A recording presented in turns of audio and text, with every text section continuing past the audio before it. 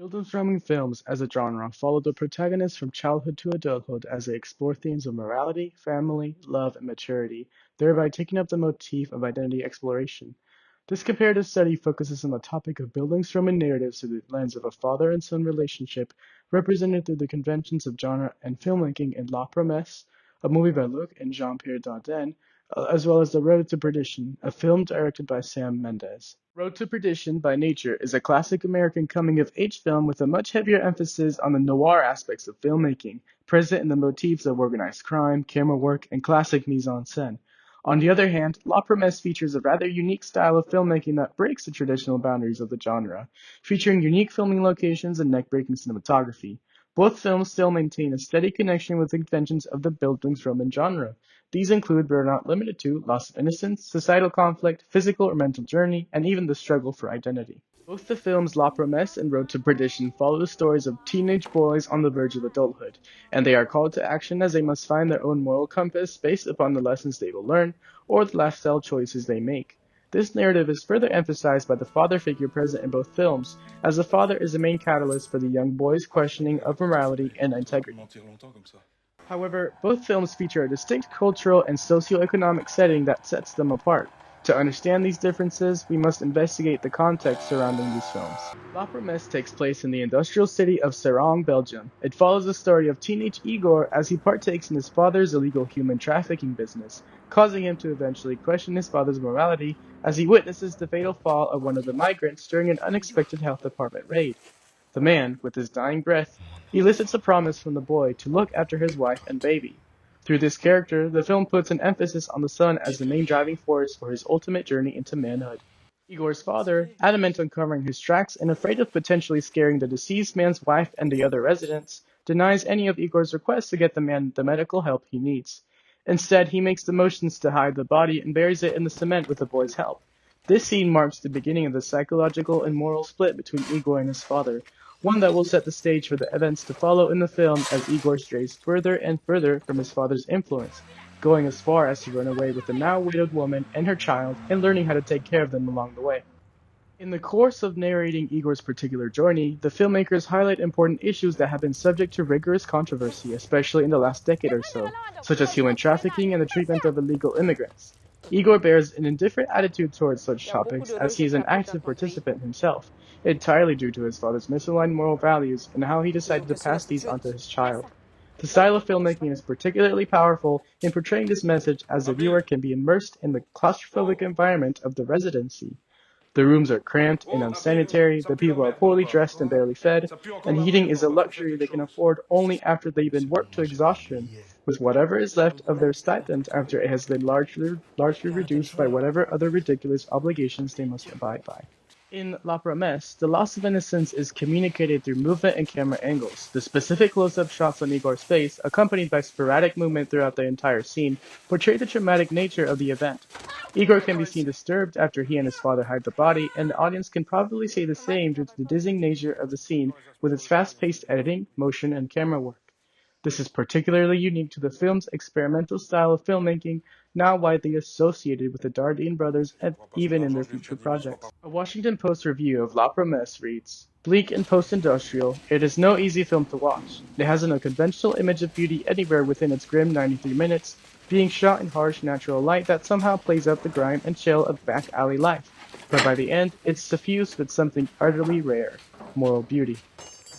Compared to Igor, Michael Sullivan Jr. in Road to Perdition takes a different approach to father and son relationships in the film, as his situation is recognizably different in many ways. Road to Perdition takes place in 1930s Illinois. This is in America after the Great Depression and the Prohibition era, which saw a considerable increase in organized crime and gangsterism. Michael Jr.'s father, also named Michael, is involved in an organized crime organization as a mob enforcer in order to provide for his family. A key difference here is the fact that the father does his best to keep this second life away from his son's eyes. It is only when Michael Jr. becomes too curious about his father's mysterious career that leads him to witness the killing of several suspected opposition members. Michael Jr., never having been experienced with such level of violence in his life, is promptly traumatized.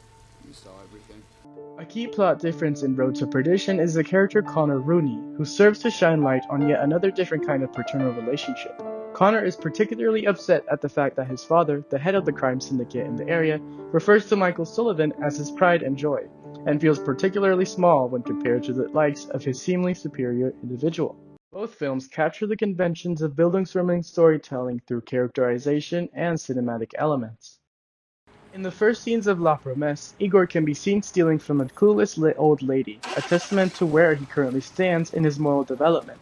This is immediately followed by a scene in which he is involved in his mechanic apprenticeship, demonstrating the survival of his young goals and aspirations.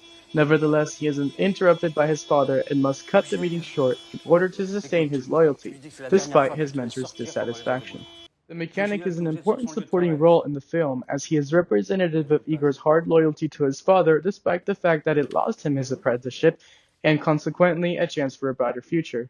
This is representative of the complexity of moral decisions and brings forward the question of how much loyalty should infringe upon our own perceptions of identity and individuality. This over-the-shoulder shot emphasizes Igor's nonchalant attitude towards the possibility of losing the one good thing he has going for him, and how he doesn't even think twice about being loyal to his father at this point in the film. The scene of Igor and his father sports a very uneven composition that further emphasizes Igor's conscious split from his father's perspectives. He and his father are recognizably distant as they discuss the situation regarding the woman that the deceased man left behind. The rule of thirds is strictly enforced here, with Igor on the right, his father on the left of center, and the ring his father gave him placed in the center as he looks at it with a hint of reminiscence and speculation. The scene in which Igor demonstrates his emotional maturity to step away from the damaging clutches of his father's influence is heartbreaking to say the least. Once again, fast-paced jump cuts and over-the-shoulder angles emphasize the intensity of the situation, as well as the shift in power dynamic. The father can be seen hopeless, restricted by his misaligned mindset as he makes dire attempts to regain control of his son the only way he knows how, using his money and his silver tongue. In Road to Perdition, the plot is very similar in terms that the son, Michael Jr. in this case, shall be put to the test against his father's actions. However, that is basically where the narrative similarities end. It features more traditional, albeit beautiful cinematography and mise-en-scène that is very iconic.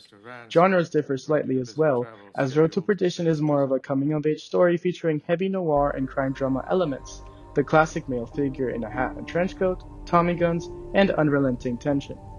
In this narrative, it is the father that guides his son through the process of becoming a legitimate man, uncorrupted by crime or sin. Michael, whom I shall refer to as Michael Sr. for clarity purposes from now on, sees his life choices as required for his family to survive. He sees himself as a criminal, aware that his actions are particularly immoral or perhaps not entirely beneficial for either party involved. These feelings are even more evident when Michael Jr. witnesses his father's crime, and Michael Sr. is left to protect his child from certain doom. After Michael Jr. barely escapes the same fate that his brother and mother were subjected to, he only has his father left for guidance and direction. As a result, this becomes the narrative for both the father and the son's moral evolution. Michael Jr. struggles at times to understand his father's beliefs and moral obligations. For instance, in the scene where Michael Sr. is preparing to carry out his revenge, both he and his father barely speak, but the over-the-shoulder shot and camera angles emphasize the barrel of the gun clutched in his father's hands. Additionally, the religious portrait in the back emphasizes the motifs of the loss of innocence and the conflict of morality between the father and the son. Michael Sr. feels as though he has a moral obligation for avenging the deaths of his wife and child. Meanwhile, Michael Jr. doesn't see the need in more bloodshed.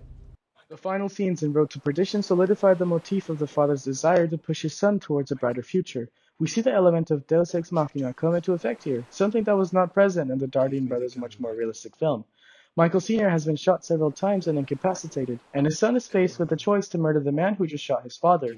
Instead, Michael Sr. gathers the energy to shoot some final shots to spare his son from committing the sin of taking a human life, a direct reference to the importance of mentorship and guidance in the Bildungsroman genre. These two films reveal something fundamental about the nature of paternal relationships during the process of moral transformation, as these transformations often require examples from the environment in order to interpret a suitable direction for growth. Despite the two films originating from distinct cultures and settings, they both capture the essence of father and son relationships in the Bildungsroman genre, as they relate to the shaping of the young man.